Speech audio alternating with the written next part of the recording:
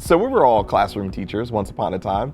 I taught business technology. What did you teach? Elementary. Elementary. High school Spanish. High school Spanish. Okay, so none of us taught science. I'm curious, if we were a substitute for a day and we were given a lesson, 7th grade science class, and you had an interactive display, and you had to teach a lesson on the similarities between a human, a wolf, and a blue jay.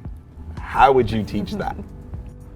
So 3 different teachers, 3 different experiences. I'm curious, could we teach the same lesson 3 different ways?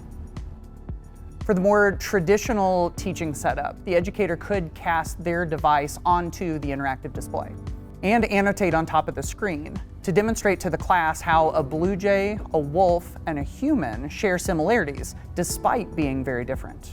The whole class can see the screen, and the teacher may ask the students to interact with the display. But ultimately, it's the teacher who's controlling what's on screen. For a more hands-on learning experience, students can simultaneously cast onto an interactive display from their own devices. So 3 separate students can present about each of the 3 animals.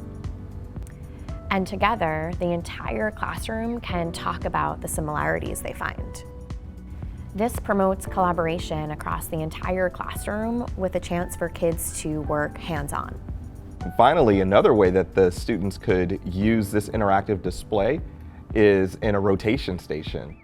Right? A group of students can come up to the board, pull up the embedded web browser, and do research on whatever animal that they are doing some compare and contrast with.